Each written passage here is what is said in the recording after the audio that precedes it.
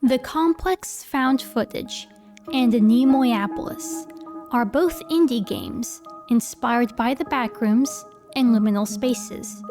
They are both walking simulators where, for the majority of the game, you are just walking around an environment, looking at it. And yet, I found the Complex much more entertaining than Anemoiapolis. But why? I mean, they're both very similar. The main character falls into a strange liminal space, they explore a bunch of empty rooms, and then they fail to escape. The end. But if that was all that these games had to them, then I would not have made this video. Quick disclaimer, just because I personally did not enjoy Anemoiapolis does not mean that it isn't a good game. As an indie game maker myself, I will be analyzing both games the way that I would want someone to analyze my own games. I think that the fundamental difference between the Complex and Anemoiapolis is the narrative. In the world of video games, there are three kinds of narrative: the story that the game tells, the story that the player tells, and the story that the environment tells. These three narratives exist simultaneously in every video game. For example, in Skyrim, the game tells the story of a prophesied hero slaying a dragon, a simple classic fantasy. But the player may decide that their so-called hero is an assassin of the Dark Brotherhood, and that the only reason they're killing the dragon is so they can continue worshipping the Night Mother. Meanwhile, the dungeon they're exploring to find some cool enchanted assassin gear is filled with wall carvings made by the ancient Nords, puzzles to unlock doors, and sacks of food left by the previous bandits. So what do these narratives look like in the Complex? The game's narrative is very simple. The main character awakes on the floor in the middle of a strange yellow room. With their handheld camera, they record the strange sights. Vast hallways of empty yellow rooms, huge indoor swimming pools, and abandoned houses. But are they truly alone? How empty are these places really? At the end, the main character enters an elevator. It crashes. The final shots of the game show the camcorder on the ground in the real world, just outside of a research facility that, presumably, researches the backrooms. The camera person's body is nowhere to be found, still trapped in the Complex. It is a dark and strange story. There was no lesson to be learned, no obstacles to overcome. It was simply one person's brush with the supernatural, an encounter that they did not survive. Anemoiapolis tells a more specific story. In this game, you are an electrician sent to take care of a billboard in the middle of nowhere.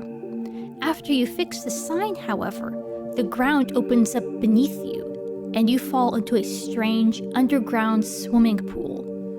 Leaving the swimming pool takes you to an empty yet well-lit shopping mall.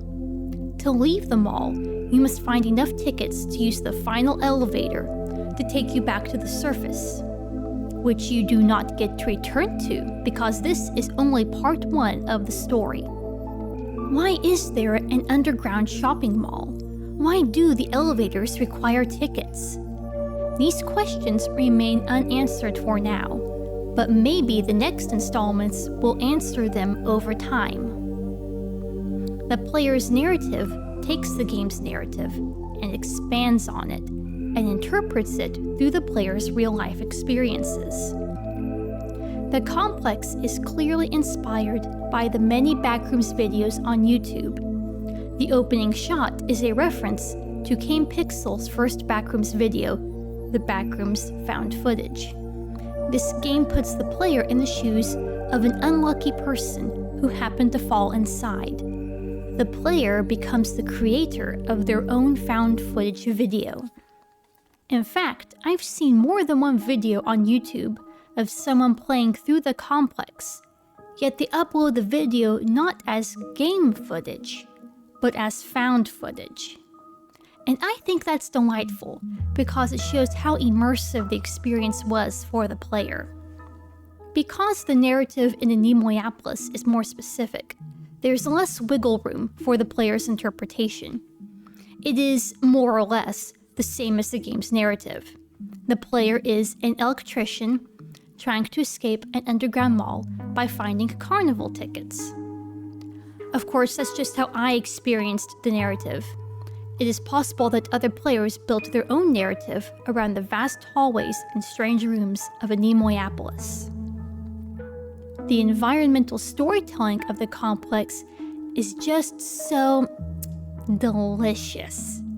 Yes, I'm biased, and I'm gonna gush a little because my oh my, the environments are just so beautiful. I can't tell you how many times I lingered on a shot just because I wanted to take it all in. Especially in the pool rooms. I love how soft and bright the lights are, how clear and rich the water looks, the realism mixed with the nonsensical.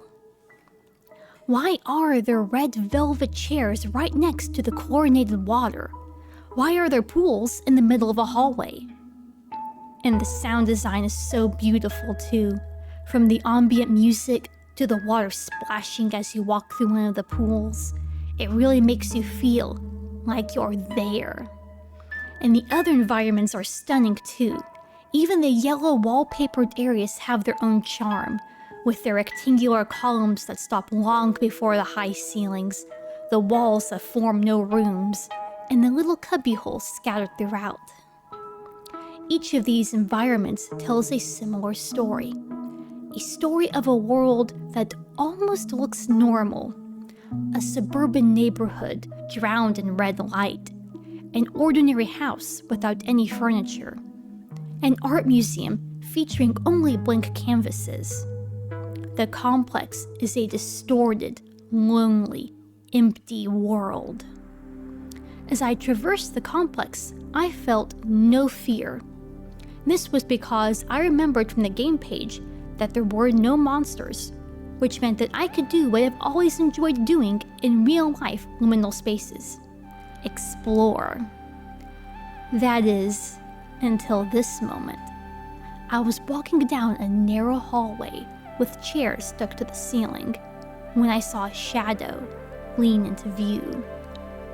It looked like a black balloon bobbing back and forth, and yet I was frightened. Were there really no monsters in this world? When I came to the end of the hallway, nothing was there. I was alone. From then on, I no longer explored so freely. I was more cautious, more worried about what might be waiting for me behind the corner. At one point, I wandered into a house. At first, it seemed safe, but then I heard a sound like breathing. I crept as close as I dared, and then I lost my nerve and left. I entered one final house, and within I found a backpack and a pair of boots. Did the complex generate these items? Or was there someone else here all along? A fellow wanderer? The fact that the game could share these stories using such little information made the experience so much richer for me. By contrast, the environmental storytelling in Anemoiapolis was not very exciting for me. The game page also says that there are no monsters, no jump scares, and offers a nice, calm experience. But for me, I found the environments very boring. There were a few moments of interest, such as the movie theater rooms, but for the most part you're just walking around empty hallways looking for tickets and elevators. This is what you're looking at for most of the game. And no, I did not get to the part with the pool rooms and the floating shadow people who were definitely not monsters. Maybe that would have improved my opinion of the game, but after playing the game for an hour, waiting for it to become fun, I had to quit. One of the reasons why I prefer the complex's environment is because the gameplay of the complex encourages you to look, to go everywhere, to record everything with your camera. Meanwhile, Anemoiapolis takes a lot of that focus away from the environment itself towards finding tickets and solving simple puzzles. In Anemoiapolis, I'm not admiring the architecture of the mall. I'm digging in the plant boxes for tickets. Another reason why I prefer the complex's environment is because there's greater visual diversity than in Anemoiapolis. Nearly all of the environments in Anemoiapolis are brightly lit, wide open spaces. You can walk into a room and see everything at a glance. Which is good for the premise of the game, which, according to the Steam page, is the most relaxing horror game you'll ever play. Meanwhile, in the complex, the environments have a good variety of light and dark areas, of wide open spaces, tight hallways, and blind spots that inspire curiosity and fear. I think my favorite part from both games is the fact that there are no jump scares, no grotesque entities, or Kane Pixel's copycat monsters. I can't handle jump scares. They make my heart do things that I don't like. And I also feel like jump scares are a cheap way to make something scary. Especially when you've seen a jump scare 10 different times because you keep feeling the chase sequence.